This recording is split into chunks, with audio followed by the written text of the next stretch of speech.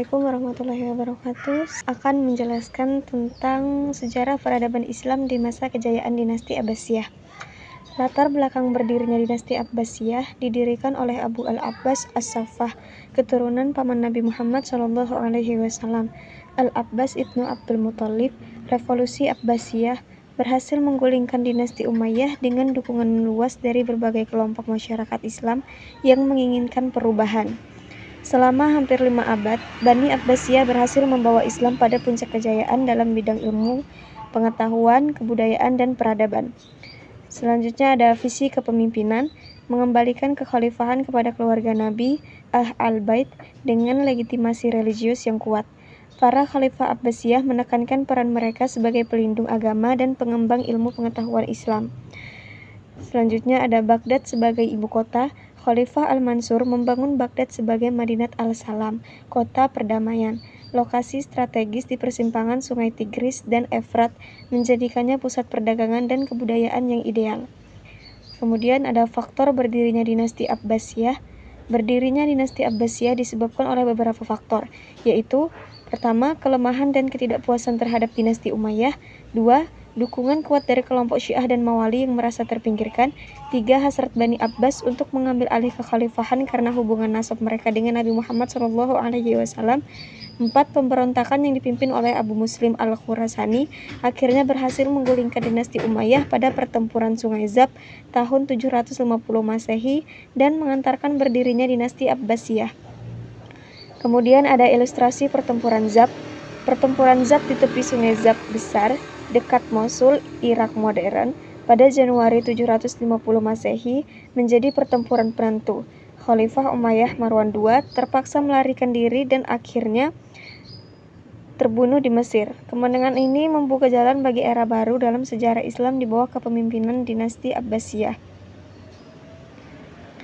Asal-usul Abbasiyah, keturunan Abbas bin Abdul Muthalib. Legitimasi keturunan Abbas bin Abdul Muthalib adalah paman Nabi Muhammad SAW, menjadikan dinasti ini memiliki hubungan darah langsung dengan Rasulullah. Klaim legitimasi ini menjadikan kekuatan politik yang sangat besar dalam merebut dukungan umat. Klaim kekhalifahan, dinasti Abbasiyah berargumen bahwa sebagai keturunan keluarga Nabi, mereka lebih berhak atas kepemimpinan umat Islam dibandingkan Umayyah.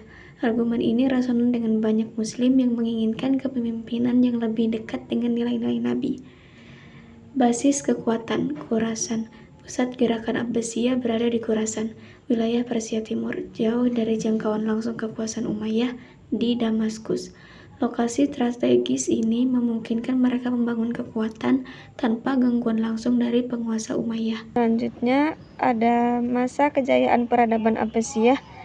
Periode Abbasiyah, terutama pada abad ke-8 hingga ke-10 Masehi, mencatat salah satu masa paling gemilang dalam sejarah peradaban manusia.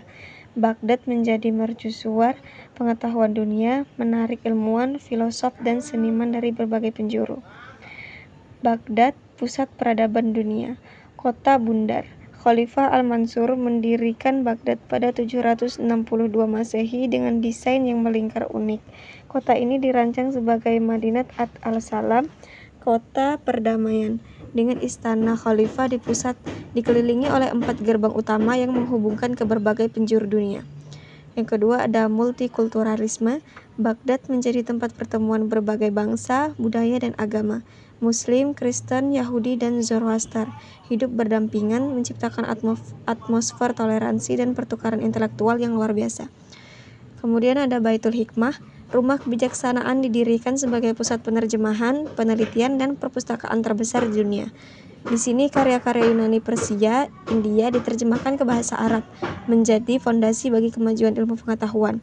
Kemudian ada pusat perdagangan. Lokasi strategis Baghdad di tepi Sungai Tigris menjadikannya hub perdagangan internasional. Pedagang dari Tiongkok, India, Afrika, dan Eropa berkumpul, membawa barang dan ide dari seluruh dunia yang dikenal saat itu. Perkembangan lembaga pendidikan Islam masa Abbasiyah. Yang pertama ada madrasah, lembaga pendidikan formal yang mengajarkan ilmu agama dan ilmu umum secara sistematis. Madrasah pertama didirikan pada abad ke-11 dengan kurikulum terstruktur dan sistem administrasi yang baik. Contoh terkenal, Madrasah Nizamiyah di Baghdad madrasah di zaman ini sudah dibagi menjadi MI, MTS, dan MA. Yang kedua ada majelis munadarah, tempat berkumpul untuk membahas masalah ilmiah. Yang ketiga, masjid dan khutab, tempat pendidikan informal dan non-formal bagi masyarakat luas. Masjid berfungsi sebagai pusat pembelajaran Al-Quran dan ilmu agama. Sementara khutab adalah sekolah dasar yang mengajarkan membaca, menulis, dan dasar-dasar agama. Selanjutnya ada kemajuan ilmu pengetahuan atau warisan abadi. Al-Khawarizmi tahun 780 sampai 850 Masehi, Bapak Aljabar dan Algoritma, karyanya Alkitab Al-Mukhatasar fi Hisab Aljabar wal Wa'ai Mukabala, menjadi dasar matematika modern. Kata algoritma berasal dari nama latinisasinya. Penerjemahan masalah karya-karya Yunani kuno seperti tulisan Aristoteles, Plato, Euclid, dan Ptolemy diterjemahkan ke bahasa Arab, menyelamatkannya dari kehilangan. Selanjutnya ada Ibnu Sina tahun 980 sampai 1370 Masehi, filsuf dan dokter yang menulis Al-Qanun fi Al-Tib, Canon of Medicine, ensiklopedia medis yang digunakan di Universitas Eropa hingga abad ke-17. Kontribusinya mencakup farmakologi dan psikologi. Yang kedua, pengembangan dan inovasi. Ilmuwan muslim tidak hanya menerjemahkan tetapi juga mengkritik, memperbaiki, dan mengembangkan ide-ide tersebut dengan penemuan baru.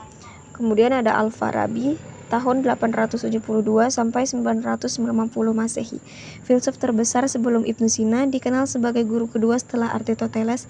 Karyanya menggabungkan filsafat Yunani dengan pemikiran Islam, memengaruhi pemikir Barat seperti Thomas Aquinas. Penyebarannya ke Eropa melalui Andalusia dan Sisilia. Pengetahuan ini ditransfer ke Eropa, memicu Renaissance dan revolusi ilmiah Barat. Selanjutnya ada Baitul Hikmah, rumah kebijaksanaan. Baitul Hikmah yang didirikan oleh Khalifah Harun al-Rasyid dan dikembangkan oleh putranya Al-Ma'mun merupakan institusi ilmiah paling maju di masanya. Lebih dari sekedar perpustakaan, ia adalah para penerjemah, ilmuwan, dan filosof dari berbagai latar belakang bekerja sama, didukung penuh oleh negara. Mereka menerima gaji yang sangat baik, bahkan dibayar berdasarkan berat emas setara dengan berat manuskrip yang mereka terjemahkan. Kemudian ada kemajuan di bidang seni dan arsitektur. Arsitektur megah, pembangunan masjid-masjid dengan kubah besar dan menara tinggi, istana-istana dengan taman yang indah, dan sistem irigasi canggih. Bangunan-bangunan ini menampilkan kemajuan teknik dan estetika yang luar biasa. Selanjutnya ada seni kaligrafi. Kaligrafi Arab berkembang menjadi bentuk seni tinggi. Berbagai gaya seperti kufik, naskh, dan tulut dikembangkan.